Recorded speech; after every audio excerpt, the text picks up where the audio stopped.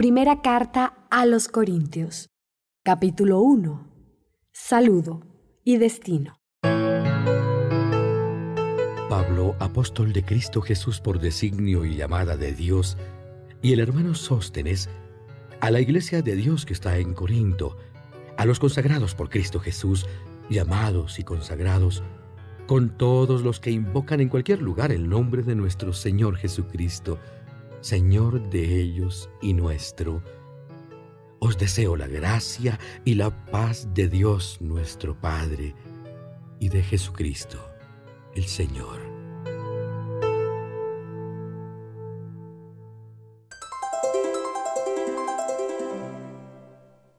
Acción de gracias. No ceso de dar gracias a Dios por la generosidad que ha tenido con vosotros.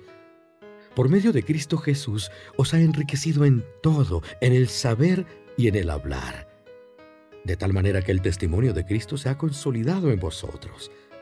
De este modo no carecéis de ningún carisma, mientras esperáis la manifestación de nuestro Señor Jesucristo. Él los mantendrá firmes hasta el fin, para que nadie os pueda reprochar nada el día de la venida de nuestro Señor Jesucristo. Dios es fiel, y Él os ha llamado a vivir en unión con su Hijo Jesucristo, nuestro Señor.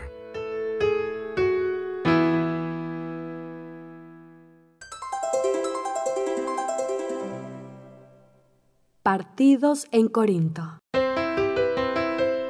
Hermanos, por el nombre de nuestro Señor Jesucristo, os ruego que os pongáis de acuerdo y que no haya divisiones entre vosotros, sino que conservéis la armonía en el pensar y en el sentir. Os digo esto, hermanos míos, porque los de Cloé me han informado que hay discordias entre vosotros. Me refiero a lo que cada uno de vosotros dice: yo soy de Pablo, yo de Apolo, yo de Cefas, yo de Cristo. ¿Está dividido Cristo? ¿Acaso Pablo fue crucificado por vosotros o habéis sido bautizados en su nombre? Doy gracias a Dios de no haber bautizado a ninguno de vosotros, excepto a Crispo y Gayo. Así nadie puede decir que fuisteis bautizados en mi nombre. También bauticé a la familia de Esteban. No recuerdo haber bautizado a nadie más, pues Cristo no me mandó a bautizar, sino a evangelizar. Y estoy sin alardes literarios, para que no se desvirtúe la cruz de Cristo.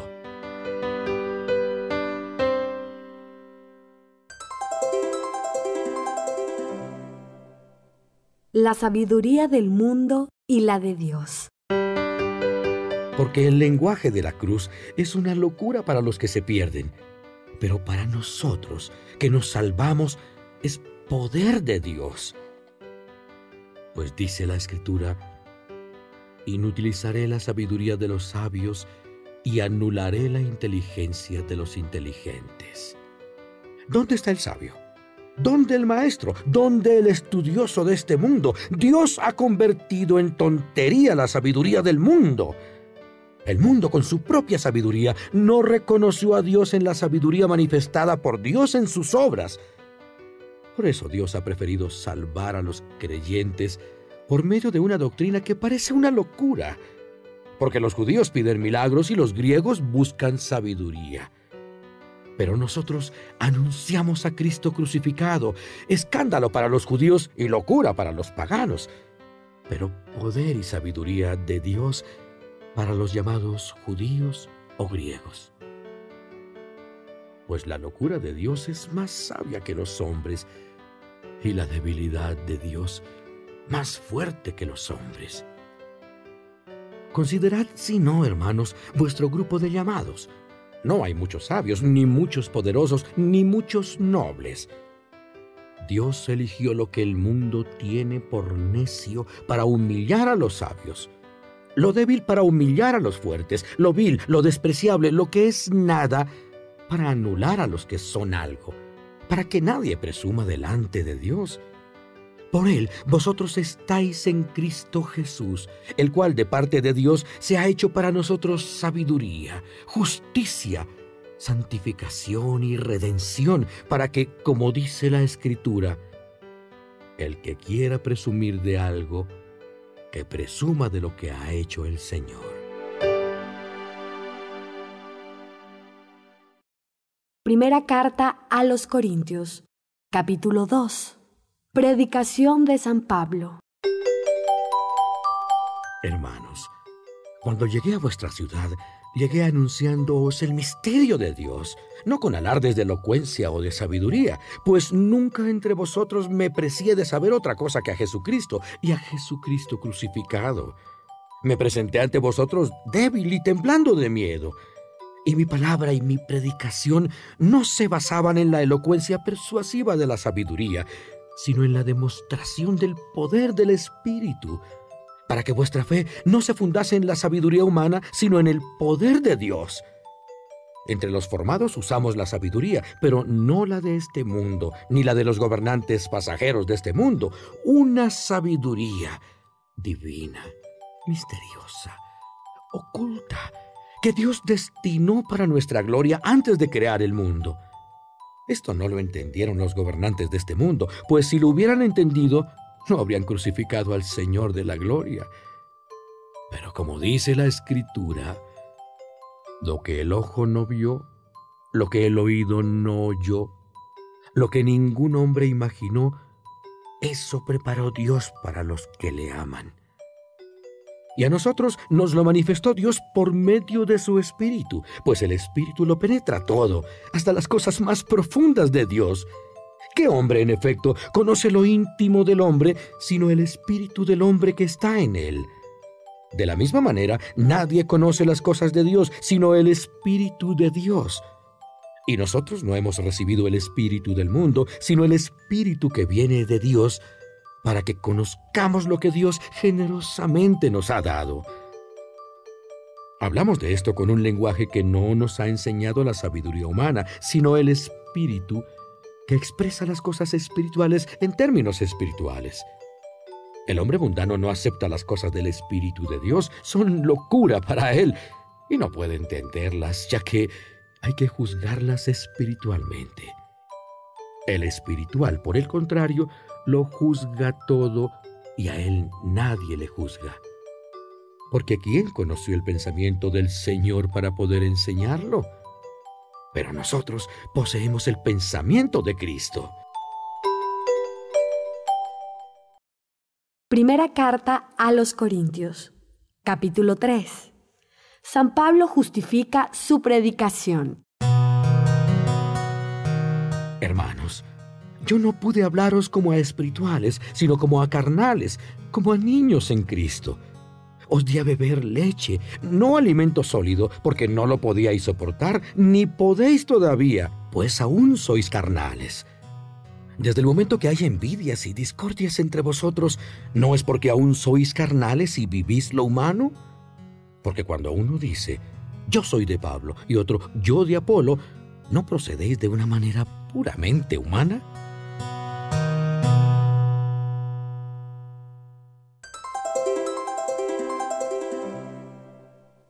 Dignidad y obligaciones de los predicadores. Pues, ¿qué es Apolo y qué es Pablo?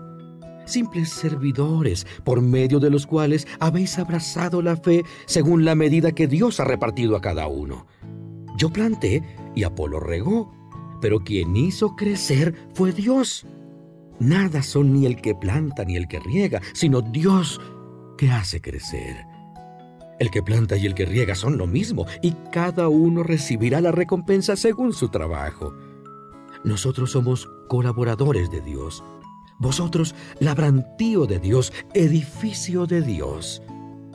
Según el don que Dios me ha concedido, yo puse los cimientos como buen arquitecto, y otro construye el edificio. Que cada uno mire cómo construye, porque nadie puede poner otro fundamento que el que está ya puesto, que es Jesucristo. Sobre este fundamento uno puede construir con oro, plata, piedras preciosas, maderas, caña y paja. El trabajo de cada uno aparecerá claro el día del juicio, porque ese día se manifestará con fuego, y el fuego probará la obra de cada uno. Si la obra resiste la prueba del fuego, recibirá el premio. Si se consume, lo perderá todo, aunque él se salvará, pero como el que escapa del fuego. ¿No sabéis que sois templos de Dios y que el Espíritu de Dios habita en vosotros? Si alguno destruye el templo de Dios, Dios lo destruirá a él. Porque el templo de Dios que sois vosotros es santo.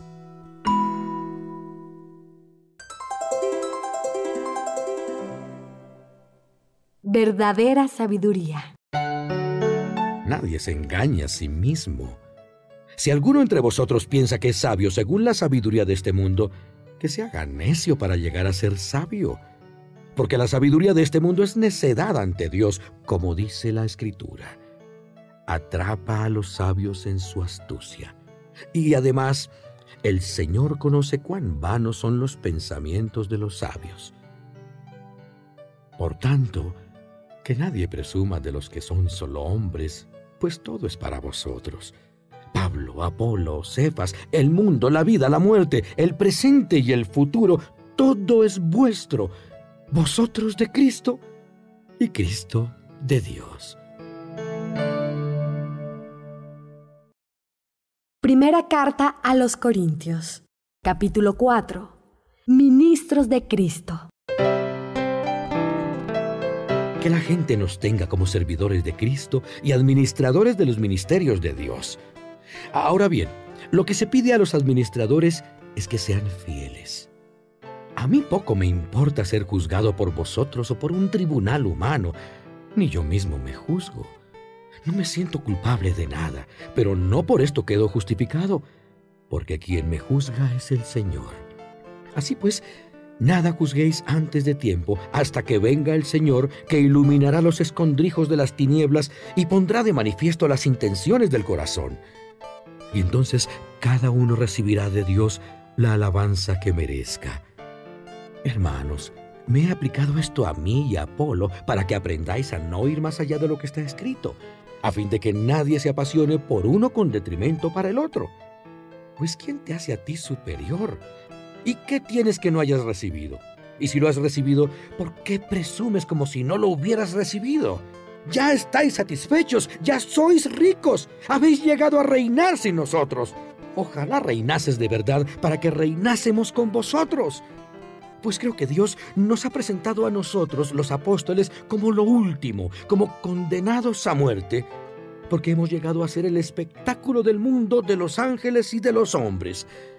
Nosotros tontos por Cristo, vosotros sabios en Cristo, nosotros débiles, vosotros fuertes, vosotros honrados, nosotros despreciados. Hasta ahora padecemos hambre, sed y falta de ropa. Somos abofeteados, andamos errantes y nos fatigamos trabajando con nuestras propias manos.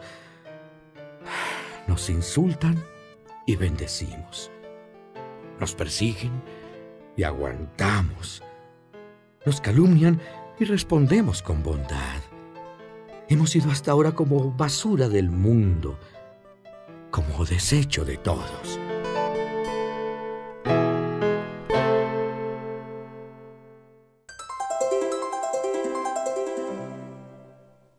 Exhortación paternal. No os escribo esto para avergonzaros, sino para amonestaros como a hijos míos muy queridos. Porque aunque tuvierais 10,000 pedagogos que os hablen de Cristo, no tendríais muchos padres, pues por medio del Evangelio yo os he engendrado en Cristo Jesús. Os suplico, por tanto, que sigáis mi ejemplo. Por esto os he enviado a Timoteo, hijo mío muy querido y fiel en el Señor, quien os recordará mis normas de conducta en Cristo Jesús y lo que enseño por doquier en todas las iglesias. Algunos se han llenado de orgullo pensando que no volveré a veros, pero iré a veros y pronto, si el Señor quiere. Entonces me enteraré no de la palabrería de estos engreídos, sino de su valor, porque el reino de Dios no consiste en la palabrería, sino en la virtud. ¿Qué queréis? ¿Que vaya con la vara o con amor y con ternura? Primera carta a los Corintios, capítulo 5. El caso del incestuoso. ¿Es cosa pública entre vosotros la deshonestidad?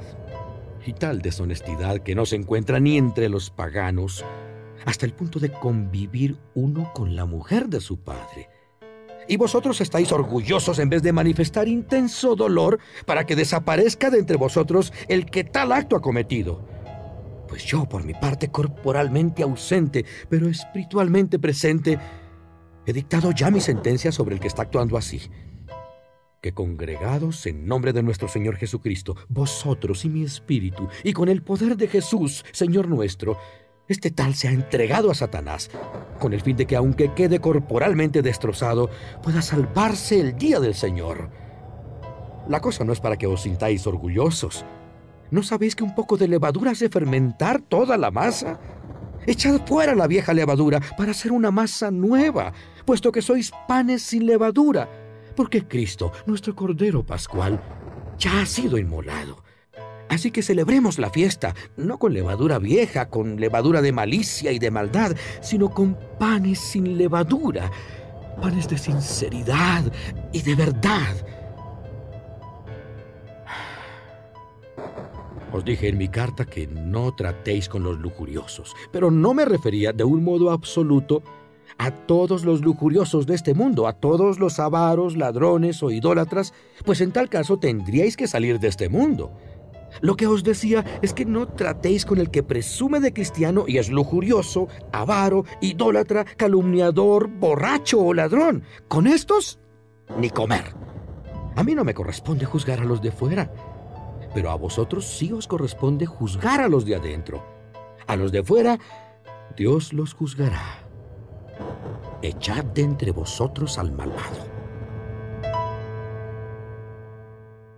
Primera carta a los Corintios, capítulo 6. Los cristianos y los tribunales paganos. Cuando tenéis un pleito con otro, ¿por qué lleváis el asunto a un tribunal pagano y no lo resolvéis entre los creyentes? ¿No sabéis que los creyentes juzgarán al mundo? Pues si vais a juzgar al mundo, ¿seréis incapaces de juzgar causas más pequeñas? ¿No sabéis que hasta juzgaremos a los ángeles? Con mucha más razón las cosas de esta vida. Para los asuntos de esta vida, elegís como jueces a los que no tienen que ver nada con la iglesia. ¿No os da vergüenza?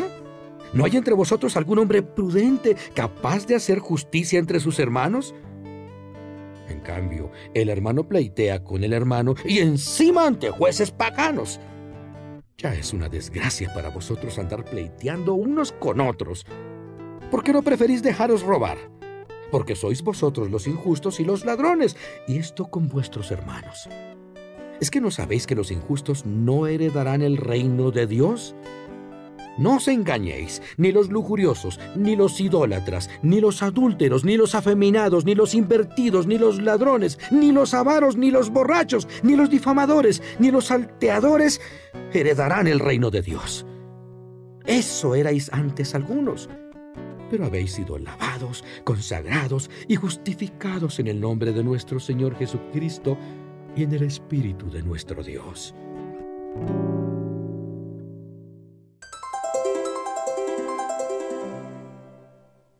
Malicia de la deshonestidad.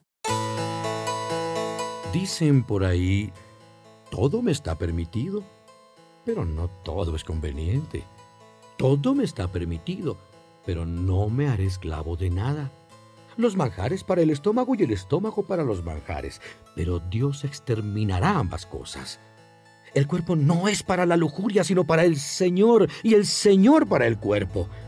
Dios resucitó al Señor y nos resucitará también a nosotros con su poder. ¿No sabéis que vuestros cuerpos son miembros de Cristo? ¿Y voy yo a usar los miembros de Cristo para hacerlos miembros de una prostituta?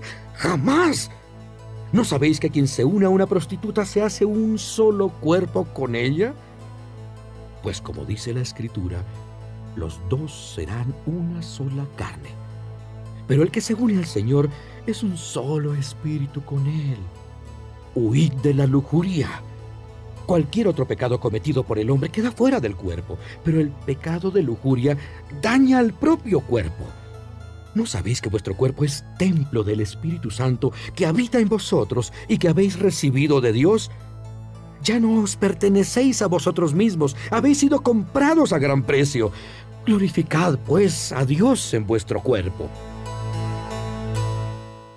Primera carta a los Corintios, Capítulo 7.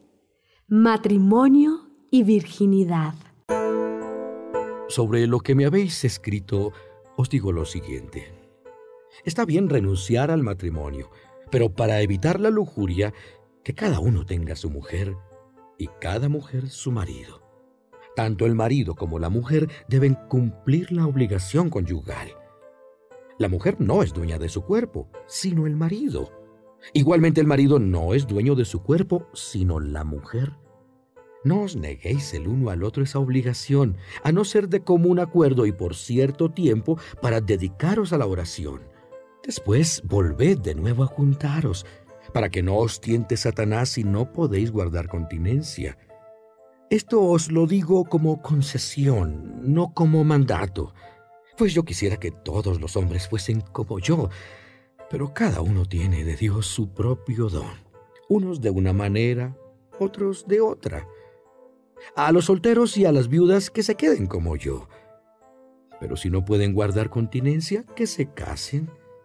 Es mejor casarse que consumirse de pasión. A los casados les mando, es decir, no yo, sino el Señor, que la mujer no se separe del marido, y si se separa, que no se case o que se reconcilie con su marido, y que el marido no se divorcie de la mujer.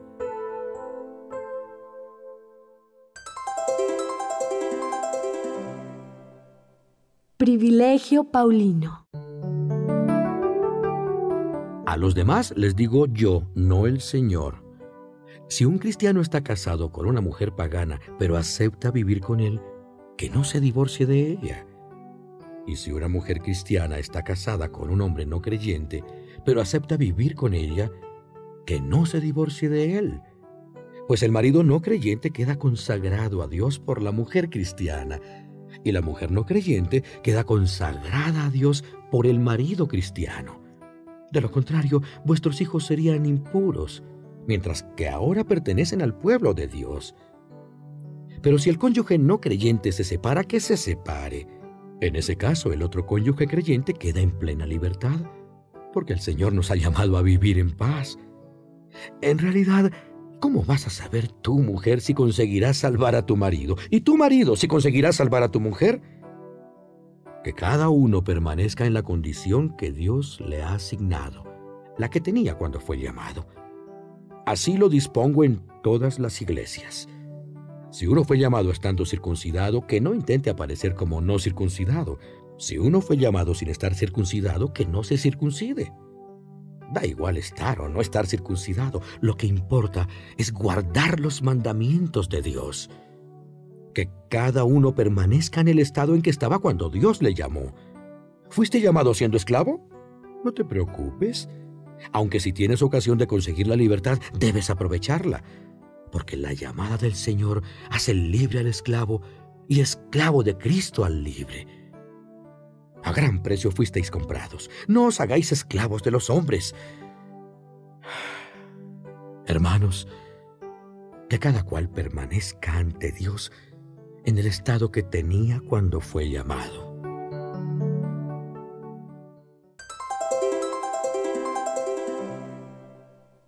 La virginidad es más excelente que el matrimonio.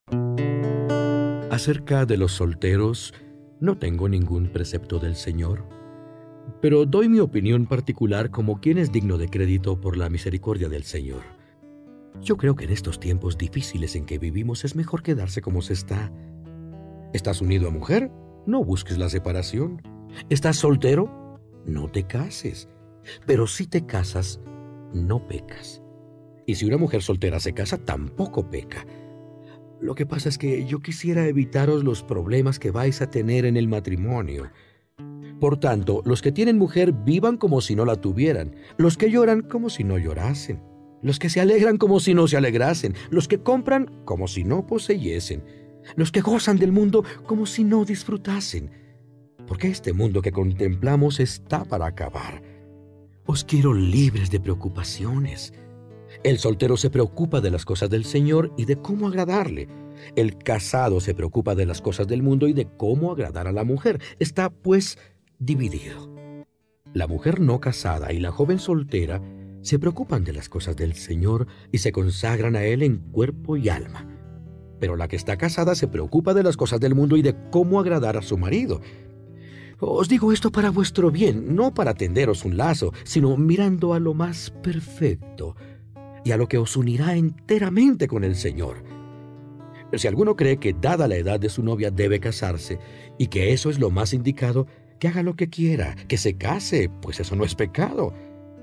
Y si alguno con entera libertad, sin que nadie lo fuerce, tiene en su interior el firme propósito de no casarse con su novia y así lo decide, hace bien. En conclusión, el que se casa con su novia hace bien y el que no se casa hace mejor.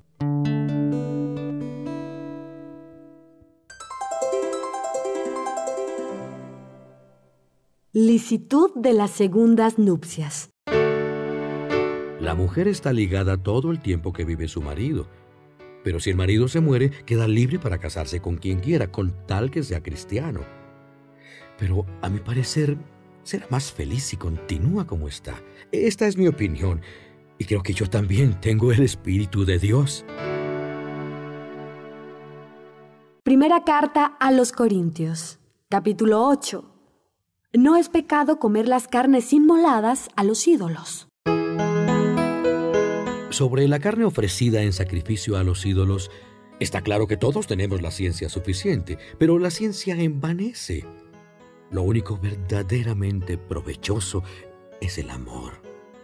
Si alguno cree que sabe algo, no lo sabe como debía saber, pero el que ama a Dios, ese es conocido por Él. Viniendo pues a lo de la comida de las carnes ofrecidas en sacrificio a los ídolos, sabemos que los ídolos no son nada en el mundo y que no hay más Dios que uno solo. Pues aunque hay esos llamados dioses tanto en el cielo como en la tierra, y en ese sentido hay muchas divinidades y muchos señores, para nosotros hay un solo Dios, el Padre, del que proceden todas las cosas y por el que hemos sido creados, y un solo Señor Jesucristo, por quien existen todas las cosas y por el que también nosotros existimos. Pero no todos saben esto, pues algunos, acostumbrados hasta ahora a adorar a los ídolos, comen las carnes pensando que están consagradas a los ídolos, y su conciencia, que no está bien formada, les hace sentirse culpables.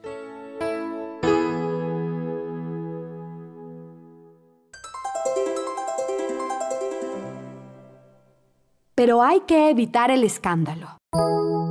No es la comida la que nos acerca a Dios.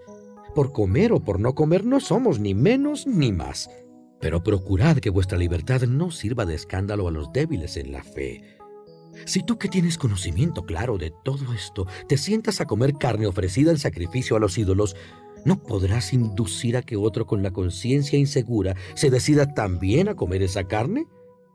Así tú, con tu conocimiento claro, has echado a perder a ese hermano poco formado todavía, por el que Cristo murió.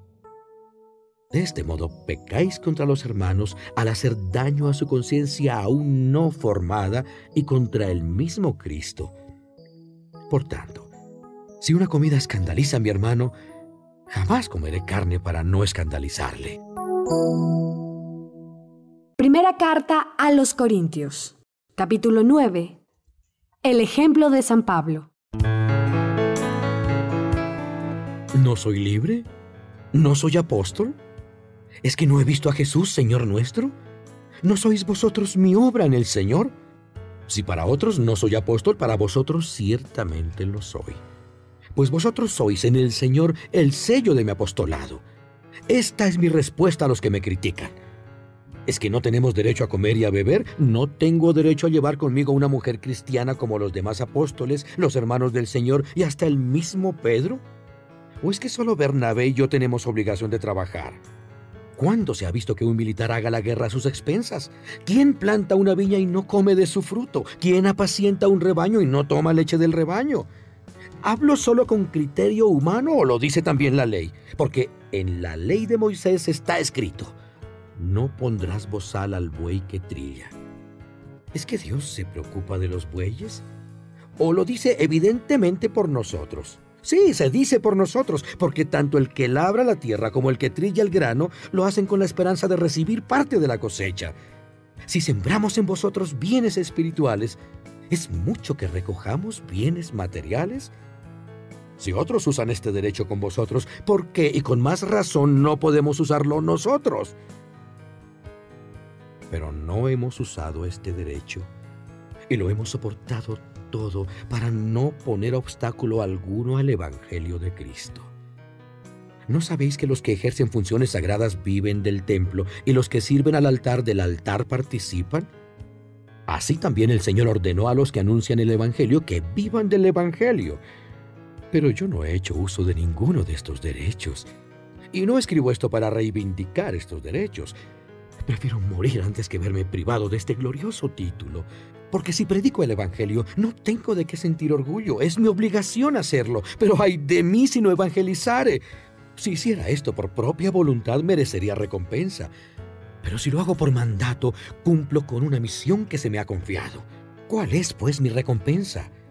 Que predico el Evangelio y lo hago gratuitamente, no haciendo valer mis derechos por la evangelización. Libre de hecho, como estoy de todos, me hago esclavo de todos para ganarlos a todos.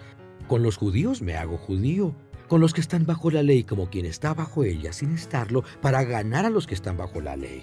Con los que están sin ley como quien está sin ella para ganarlos, yo que no estoy sin ley de Dios, sino bajo la ley de Cristo. Con los débiles en la fe me hago débil para ganar a los débiles. Me hago todo para todos, para salvarlos a todos. Todo lo hago por el Evangelio, para participar de sus bienes. ¿No sabéis que los que corren en el estadio todos corren, pero solo uno consigue el premio? Corred de modo que lo conquistéis. Los atletas se privan de muchas cosas y lo hacen para conseguir una corona corruptible. En cambio nosotros, por una incorruptible. Yo no corro sin ton ni son, ni peleo como quien da golpes al aire, sino que me impongo una disciplina y domino mi cuerpo. No sea que después de predicar a los demás, yo quede descalificado.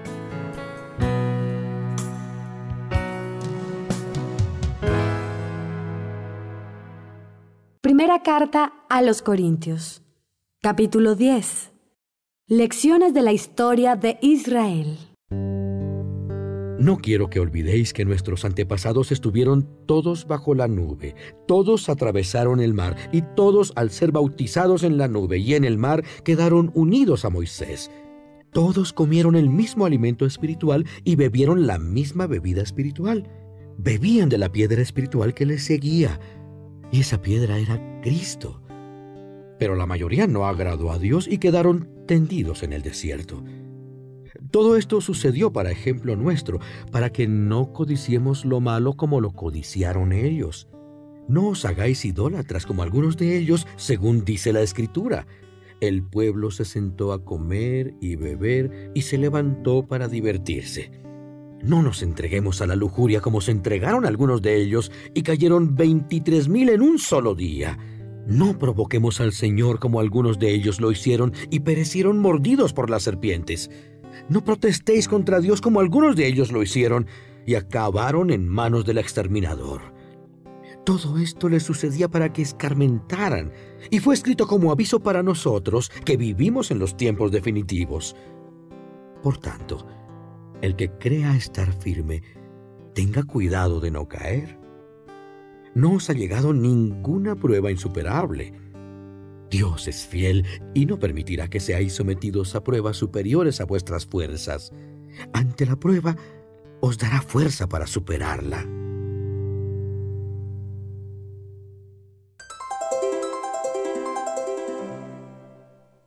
Los cristianos y los banquetes paganos. Por esto, queridos míos, huid de la idolatría. Os hablo como a personas inteligentes, juzgad lo que os digo. El cáliz de bendición que bendecimos, ¿no es la comunión con la sangre de Cristo? ¿Y el pan que partimos, no es la comunión con el cuerpo de Cristo? Puesto que solo hay un pan, todos formamos un solo cuerpo, pues todos participamos del mismo pan. Fijaos en el pueblo de Israel. ¿No quedan unidos al altar los que comen de las víctimas ofrecidas en él? ¿Quiero decir con esto que las víctimas ofrecidas y los ídolos son algo? No, pues los paganos ofrecen sus sacrificios a los demonios y no a Dios, y yo no quiero que entréis en comunión con los demonios. No podéis beber a la vez el cáliz del Señor y el de los demonios. No podéis participar a la vez de la mesa del Señor y de la de los demonios. ¿O queremos provocar celos al Señor? ¿Somos acaso más fuertes que Él?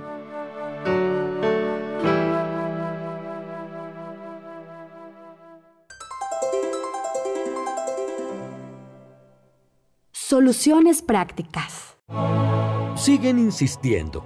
Todo está permitido, pero no todo es conveniente. Todo está permitido, pero no todo es provechoso. Que nadie busque su propio interés, sino el de los demás. Comed todo lo que se vende en el mercado sin andar averiguando nada por motivos de conciencia, pues del Señor es la tierra y cuanto la llena. Si algún pagano os invita y queréis ir, comed todo lo que os presente sin más averiguaciones por motivos de conciencia. Pero si alguno os dice, esto ha sido ofrecido a los ídolos, no comáis en atención al que lo dijo y por motivos de conciencia. No de tu conciencia, sino la del otro. Pues, ¿por qué mi libertad ha de ser juzgada por conciencia ajena? Si yo doy gracias a Dios al comerlo, ¿qué razón hay para que me critiquen porque lo coma? Ya comáis, ya bebáis, hagáis lo que hagáis, hacedlo todo para gloria de Dios. No escandalicéis ni a los judíos, ni a los paganos, ni a la iglesia de Dios. Haced en todo como yo, que me esfuerzo en complacer a todos en todo, no buscando mi interés, sino el de los demás, para que se salven. Primera carta a los Corintios, capítulo 11. Seguid mi ejemplo, como yo sigo el de Cristo. El velo de las mujeres. Os felicito porque os acordáis siempre de mí y conserváis las tradiciones tal como os las transmití. Quiero que sepáis que la cabeza de todo hombre es Cristo, que la cabeza de la mujer es el hombre y la cabeza de Cristo, Dios. El hombre que ora o profetiza con la cabeza cubierta deshonra a Cristo, que es su cabeza. Y la mujer que ora o profetiza con la cabeza descubierta deshonra al marido, que es su cabeza, exactamente igual que si se la hubiera rapado. Por tanto, si una mujer no quiere llevar velo, que se corte el pelo al cero. Y si es vergonzoso para una mujer cortarse el pelo o raparse la cabeza, que lleve velo. El hombre no debe cubrirse la cabeza porque es imagen y gloria de Dios, pero la mujer es gloria del hombre. Pues el hombre no procede de la mujer, sino la mujer del hombre. El hombre no fue creado para la mujer, sino la mujer para el hombre. Por esto la mujer debe llevar en la cabeza una señal de sujeción por respeto a los ángeles. Pero entre cristianos debemos reconocer que la mujer depende del hombre y el hombre de la mujer. Porque así como la mujer procede del hombre, así también el hombre nace de la mujer y todo viene de Dios. Juzgad vosotros mismos. ¿Es decente que la mujer ore a Dios con la cabeza descubierta? ¿No os enseña la misma naturaleza que es una vergüenza que el hombre se deje el pelo largo, mientras que para la mujer eso es un orgullo? El pelo largo que tiene le sirve de velo. Pero si alguno quiere discutir este asunto, sepa que nosotros y la Iglesia no tenemos esta costumbre.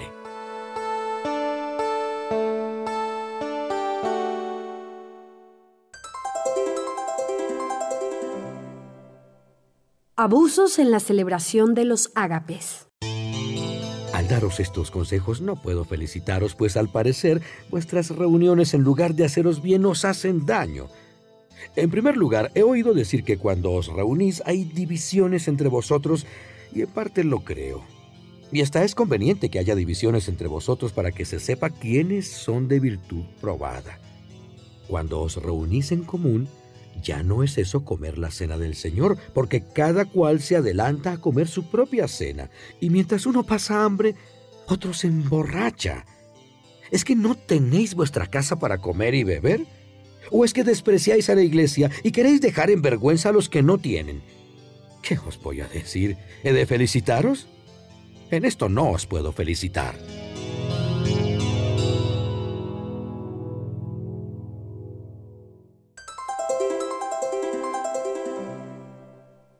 Institución de la Eucaristía. Yo recibí del Señor lo que os he transmitido, que Jesús, el Señor, en la noche que fue entregado, tomó pan, dio gracias, lo partió y dijo: «Esto es mi cuerpo que se entrega por vosotros. Haced esto en memoria mía». Después de cenar, hizo lo mismo con el cáliz, diciendo: «Este cáliz es la nueva alianza sellada con mi sangre.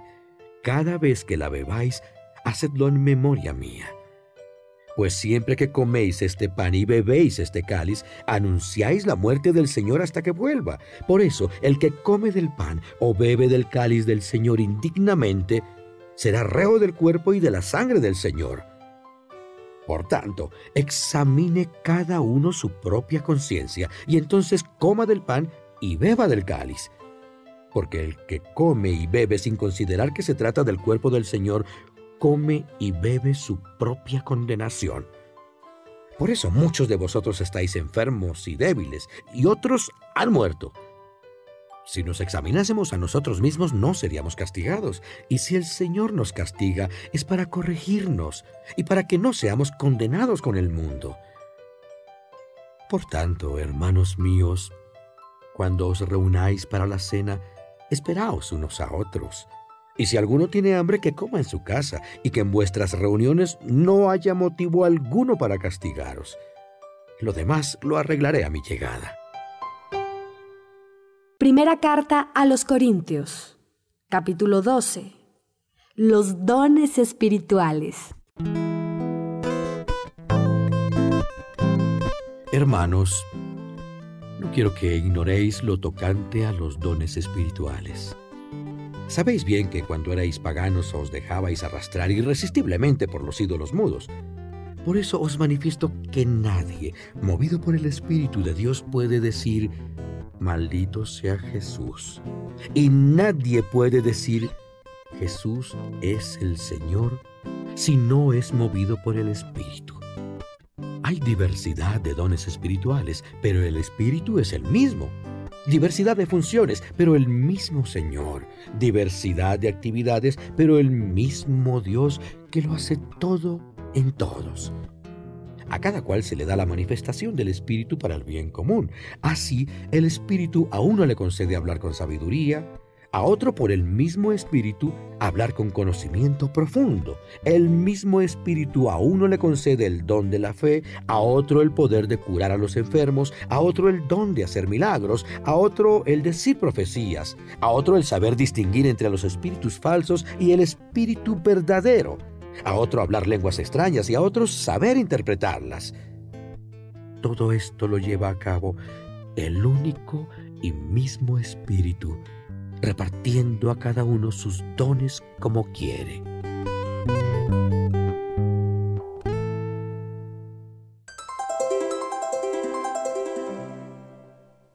El cuerpo y los miembros. Del mismo modo que el cuerpo es uno, aunque tiene muchos miembros, y todos los miembros del cuerpo, con ser muchos, forman un cuerpo, así también Cristo. Porque todos nosotros, judíos y griegos, esclavos y libres, fuimos bautizados en un solo espíritu para formar un solo cuerpo. Y todos hemos bebido del mismo espíritu. Porque el cuerpo no es un miembro, sino muchos. Aunque el pie diga: como no soy mano, no soy del cuerpo, no por eso deja de ser del cuerpo. Aunque el oído diga: como no soy ojo, no soy del cuerpo, no por eso deja de ser cuerpo. Si todo el cuerpo fuese ojo, ¿dónde estaría el oído? Si todo oído, ¿dónde estaría el olfato?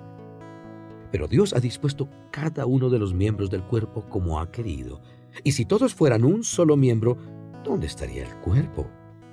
Hay muchos miembros, pero un solo cuerpo. El ojo no puede decir a la mano: no te necesito, ni la cabeza a los pies: no os necesito. Más aún, los miembros aparentemente más débiles son los más necesarios. Y a los que parecen menos dignos los rodeamos de mayor cuidado. A los que consideramos menos presentables los tratamos con mayor recato, lo cual no es necesario hacer con los miembros más presentables. Y es que Dios hizo el cuerpo dando mayor honor a lo menos noble, para evitar divisiones en el cuerpo y para que todos los miembros se preocupen unos de otros. Así, si un miembro sufre, con él sufren todos los miembros.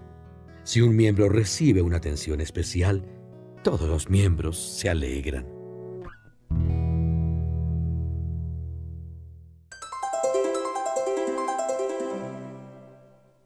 El cuerpo místico de Cristo. Ahora bien, vosotros sois el cuerpo de Cristo y cada uno por su parte es miembro de ese cuerpo. Y así Dios ha puesto en la iglesia en primer lugar a los apóstoles, en segundo lugar a los profetas, en tercero a los maestros. Luego los que tienen el poder de hacer milagros, después los que tienen el don de curar, de asistir a los necesitados, de gobernar, de hablar lenguas extrañas. ¿Son todos apóstoles? ¿O todos profetas? ¿O todos maestros? ¿Tienen todo el poder de hacer milagros? ¿Tienen todos el don de curar? ¿Hablan todas lenguas? ¿O todos las interpretan? Ambicionad dones más altos. Pero os voy a mostrar un camino que es el mejor.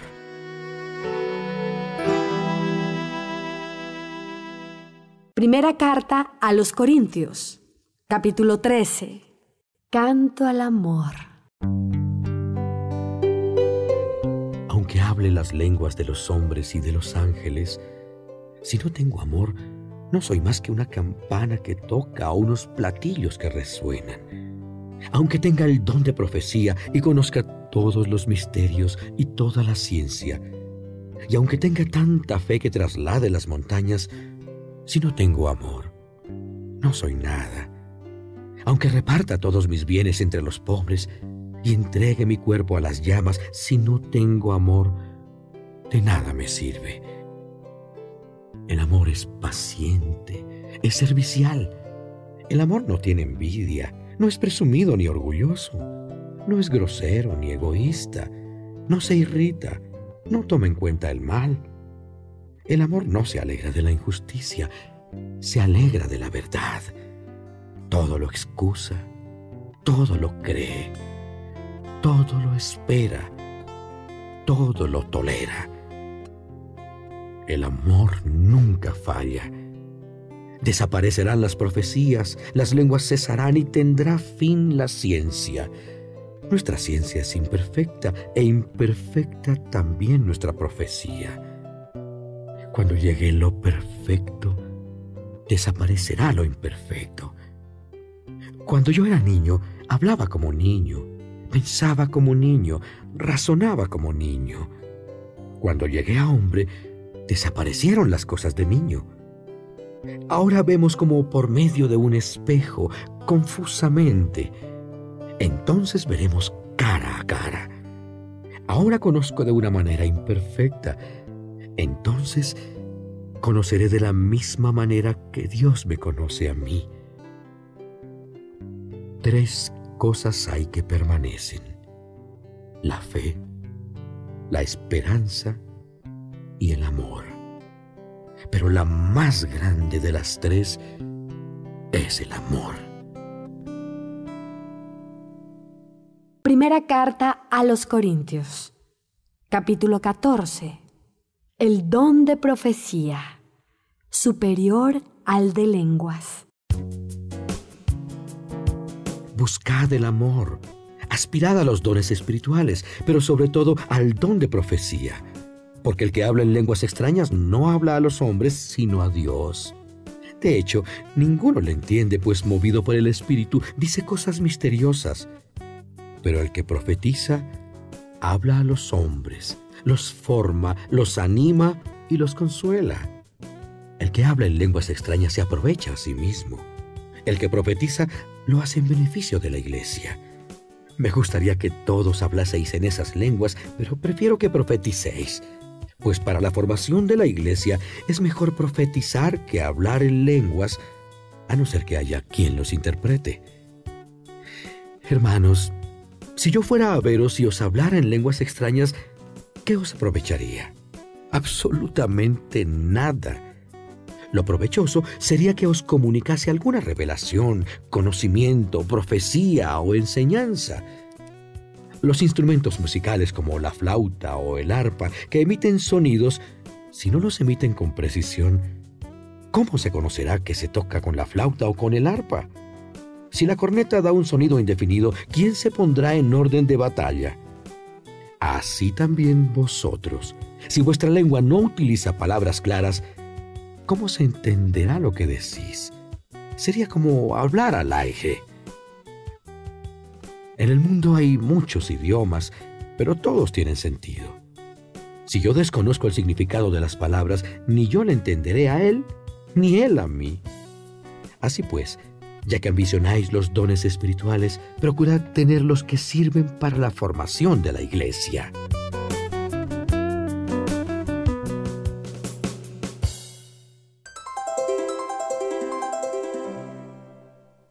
El don de lenguas es incompleto. Por tanto, el que hable en lenguas pida a Dios el don de interpretarlas. Porque si rezo en lenguas, mi espíritu reza, pero mi entendimiento no saca fruto. ¿Qué debo hacer entonces? Debo orar con el espíritu, pero también con el entendimiento. Debo cantar con el espíritu, pero también con el entendimiento. Porque si tú bendices con el espíritu, ¿cómo dirá amén a tu acción de gracias quien asiste como simple fiel si no entiende lo que dices? Sin duda será buena tu acción de gracias, pero el otro no saca ningún provecho. Doy gracias a Dios de hablar en lenguas más que vosotros, pero prefiero hablar en la iglesia 5 palabras con sentido para instruir a los demás que 10,000 palabras en lenguas. Hermanos, no seáis como niños en vuestros pensamientos.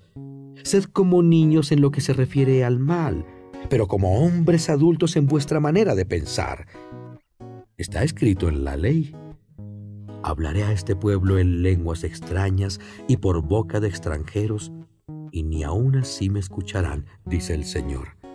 Así que las lenguas son una señal, no para los fieles, sino para los paganos. En cambio, la profecía, no para los paganos, sino para los fieles. Supongamos que se reúne toda la iglesia y que todos hablan en lenguas extrañas.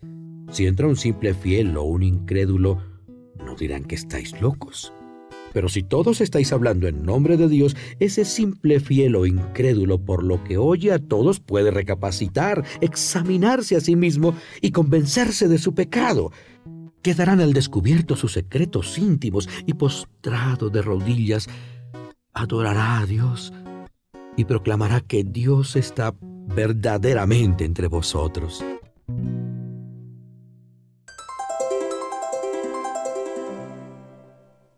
Normas para el uso de los dones espirituales.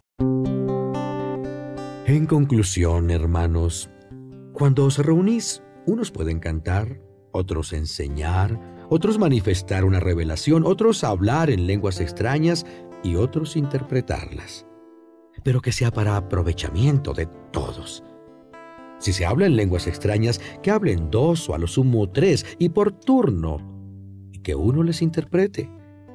Y si no hay intérprete, que se guarde silencio en la asamblea y que hablen consigo mismo y con Dios. En cuanto a los profetas, que hablen 2 o 3 y los demás que den su parecer. Si uno que está sentado tiene una revelación, que se calle el que está hablando. Podéis profetizar todos, pero uno por uno, para que todos aprendan y se animen. Los que hablan en nombre de Dios deben estar sometidos a los que tienen ese don, pues Dios es Dios de paz y no de confusión.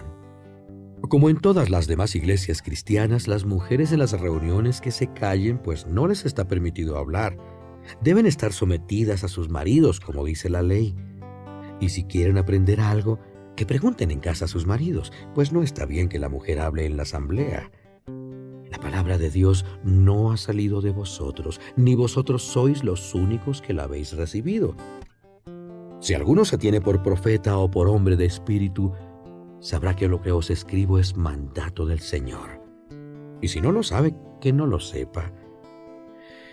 En resumen, hermanos, ambicionad el don de profecía y no impidáis hablar en lenguas, pero hágase todo con decoro y orden. Primera carta a los Corintios, capítulo 15. La resurrección de Cristo. Hermanos, os recuerdo el Evangelio que os anuncié, el que aceptasteis, en el que permanecéis firmes y por el que os salvaréis si lo retenéis tal y como os lo anuncié, pues de lo contrario habríais creído en vano. Os transmití en primer lugar lo que a mi vez yo recibí, que Cristo murió por nuestros pecados según las Escrituras, que fue sepultado y resucitó al tercer día según las Escrituras, y que se apareció a Pedro y luego a los 12. Se apareció también a más de 500 hermanos de una vez, de los que la mayoría viven todavía. Otros murieron. Luego se apareció a Santiago, después a todos los apóstoles, y después de todos, como a uno que nace antes de tiempo, también se me apareció a mí. Porque yo soy el menor de los apóstoles, indigno de ser llamado apóstol por haber perseguido a la iglesia de Dios. Pero por la gracia de Dios soy lo que soy. Y la gracia de Dios no ha sido estéril en mí, pues he trabajado más que los demás, pero no yo, sino la gracia de Dios conmigo. Pues bien, tanto ellos como yo, esto es lo que predicamos y lo que habéis creído.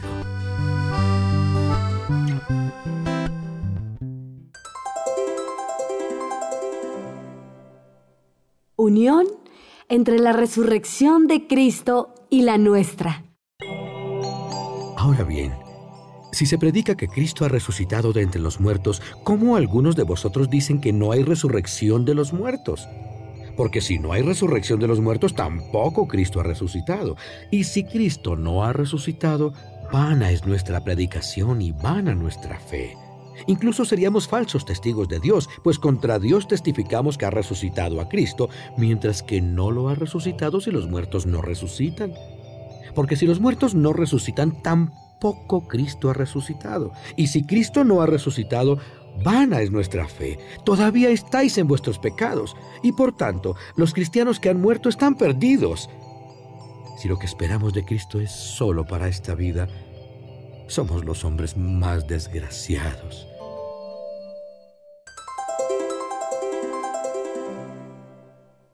La resurrección de Cristo, prenda de la nuestra.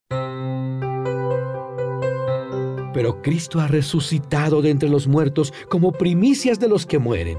Porque como por un hombre vino la muerte, así por un hombre la resurrección de los muertos.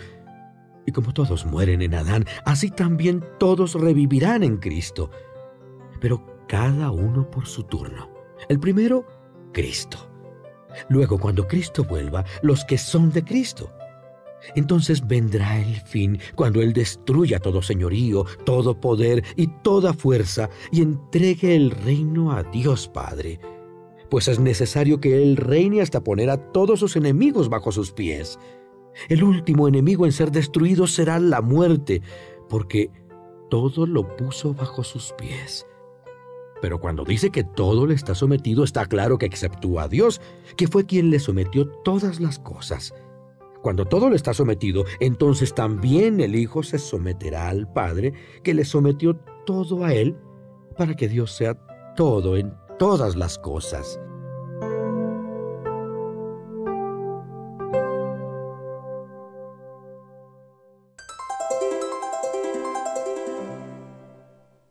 Confirmación de la resurrección.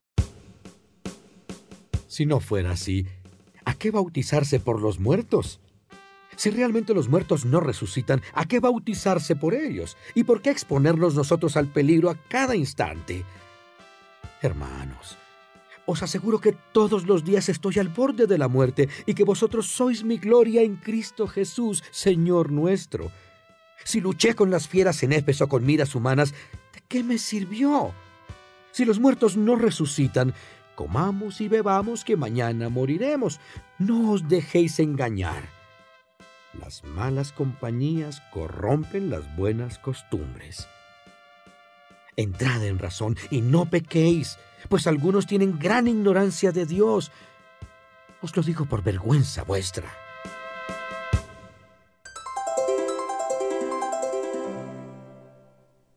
modo de la resurrección.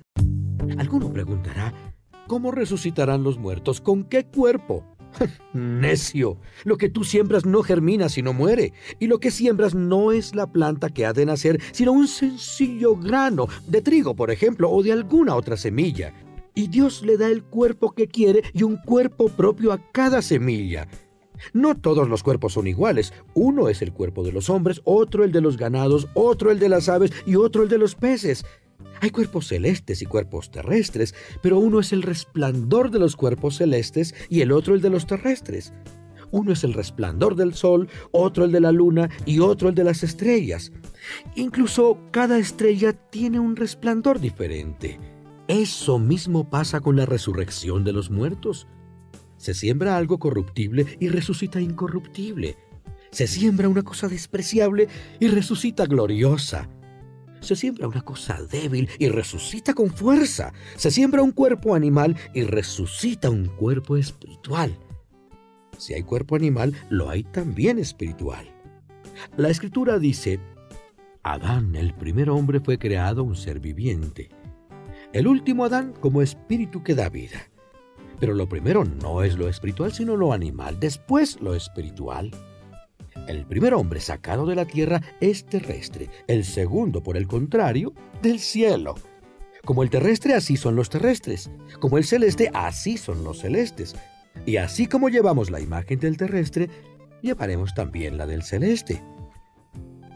Hermanos, os digo que la carne y la sangre no pueden heredar el reino de Dios, ni lo corruptible heredará lo incorruptible.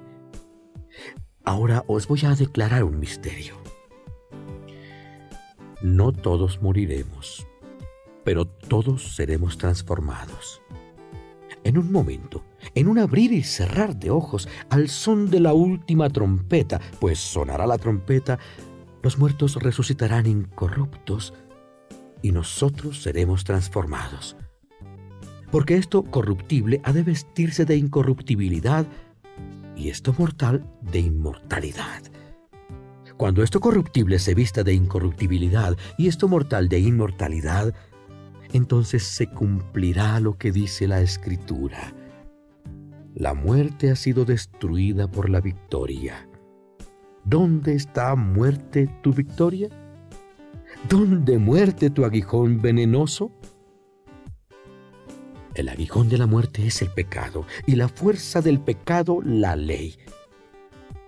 Por esto, queridos hermanos, manteneos firmes, inconmovibles, trabajando más y más en la obra del Señor, sabiendo que el Señor no dejará sin recompensa vuestro trabajo.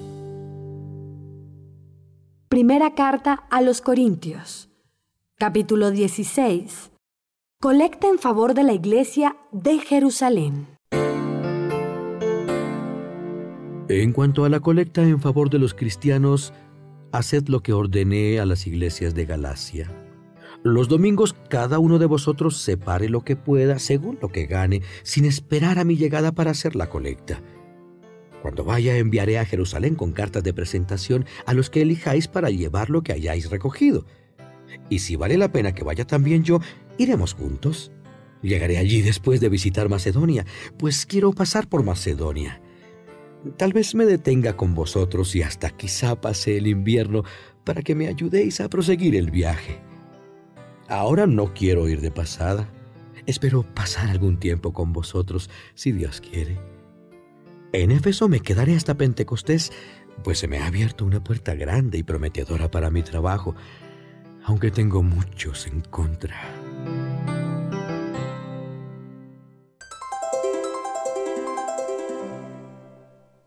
Recomendaciones.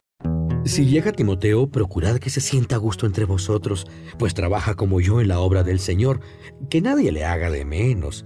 Ayudadle para que continúe el viaje y venga a verme, pues los hermanos y yo estamos esperándole. En cuanto al hermano Apolo, le insistí en que fuera con los hermanos a veros, pero ahora no ha querido ir en modo alguno. Irá cuando se le presente una buena oportunidad. Estad alerta, permaneced firmes en la fe, sed hombres, sed fuertes, haced todo con amor. Hermanos, os voy a pedir un favor. Sabéis que la familia de Esteban fue la primera que se hizo cristiana en la región de Acaya y que se ha consagrado al servicio de los fieles. Sed deferentes con ellos y con cuantos como ellos trabajan y se afanan en esta obra. Me ha alegrado la visita de Esteban, Fortunato y Acaico, quienes han llenado el vacío de vuestra ausencia, tranquilizándome a mí como ahora lo harán a vosotros. A personas así debéis estar reconocidos.